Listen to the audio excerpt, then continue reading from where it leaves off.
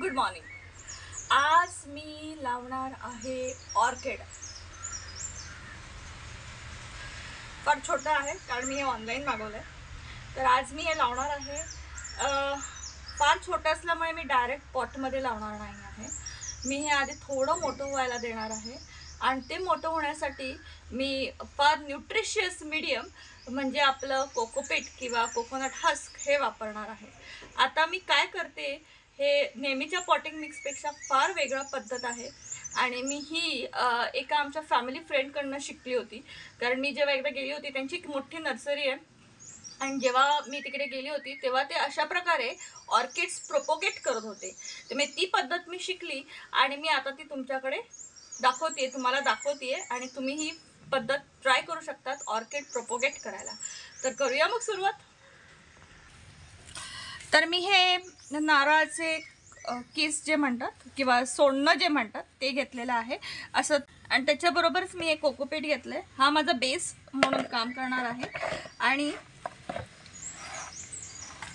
हे शेणखत ते मी मिक्स करणार आहे व्यवस्थित.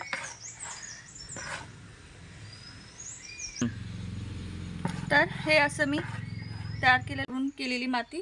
आता इकडे मी काय घेतलं, हे आपण शहाळ्याचं पाणी पितो त्याच्यानंतरचा जो नारळ राहिला आहे तो मी घेतला आहे. इकडे आतमध्ये तुम्ही बघू शकता हे खोबऱ्याचंच आहे आणि मी ते तसंच ठेवलेलं आहे. हे मी काही काढलेलं नाही कारण तेही एक प्रकारचं खत होऊन जातं. आता हे मी भरणार आहे आणि ह्याच्याबरोबरच हे मी थोडी हे जे आपले नारळाची किसं जी असतात ना तीही अशी काढून भरणार आहे. असं भरणार आहे.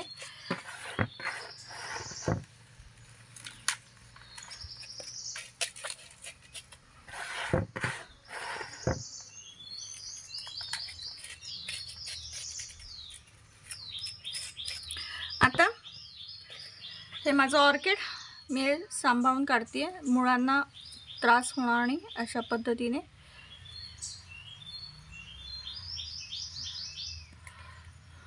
ओके, हे जे आहे हे मी असंच ठेवणार आहे. ह्याला काही मी हात लावणार नाही आहे, फक्त थोडं लूज करते आहे. असं थोडं लूज करते आहे. इकडे हे थोडं खणूया आणि हे उरलेली जागा याने भरते.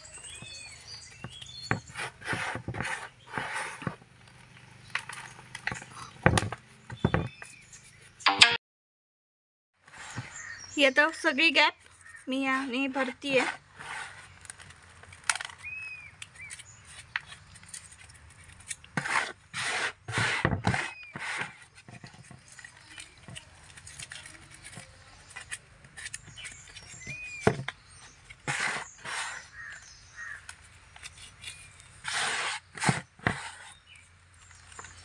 असं जरा दाबतीये.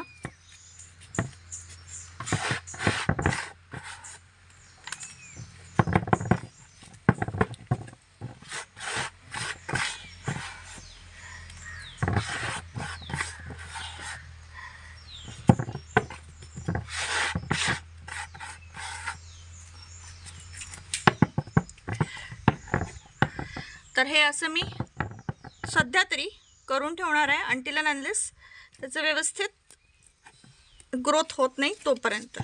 आता हा जो वरचा भाग आहे ना ह्याच्यावर मी परत थोडं कोकोपीट घालते म्हणजे हे व्यवस्थित बसून जाईल. हे आता असं वरती जे आहे मी हे ओलं केलेलं आहे कोकोपीट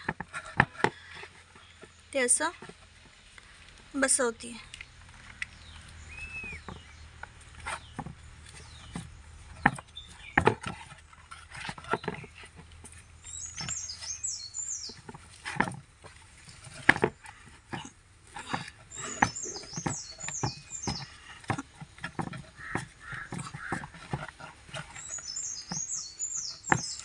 तर असं हे झालेलं आहे.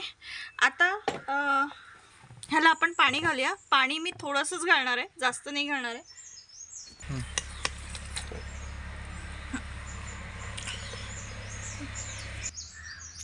आता आता हे आपलं काय नॉर्मल पॉटसारखं नाही आहे, तर मी याला भोकं नसतात. मी काय करणार आहे, हे घेऊन इकडेच अशी भोकं तयार करणार आहे, म्हणजे एक्स्ट्राचं जे पाणी असेल ते निघून जायला मदत पडेल. एकतर पाणी आपण कमीच घालणार आहोत, त्यामुळे त्याच्या रॉटिंगचा प्रश्न येणार नाही.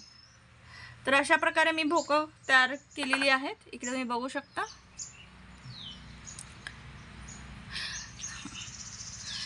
तर हे असं तयार झालेलं आहे. आता हे मी अशा ठिकाणी ठेवणार आहे की जिथे त्याला सकाळचं छानसं असं ऊन मिळेल. तर आता हे असं झालेलं आहे पॉटिंग व्यवस्थित तयार.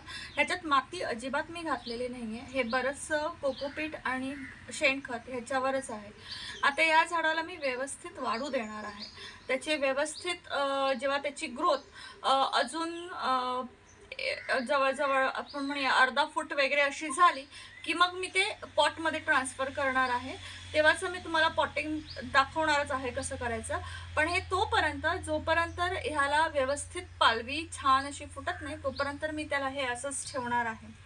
ह्याच्यात ग्रोथ होण्याची चान्सेस आहे. एकतर नारळ स्वतःच एक फार सुंदर फर्टिलायझर आहे आणि त्याच्याबरोबर हे जे मी शेणखत आणि कोकोपीट घातलेलं आहे it will serve as a very good nutrient medium. फार छान न्यूट्रिएंट मीडियम सर्व करणार आहे. आणि त्याच्याबरोबरच मध्ये मध्ये आपलं चहा पावडरचं पाणी मी घालत जाणार आहे. त्याच्यामुळे ह्याची ग्रोथ व्हायला मदत होणार आहे. तर सध्या मी हे असं ठेवते आणि जसं हे झाड वाढत जाणार तसं मी तुम्हाला अपडेट देत जाईन. तर कसा वाटला हा व्हिडिओ? तुम्ही नक्कीच आवडला असेल तर लाईक करा आणि माझ्या चॅनलला सबस्क्राईब आणि शेअर करा. भेटूया पुढच्या रविवारी.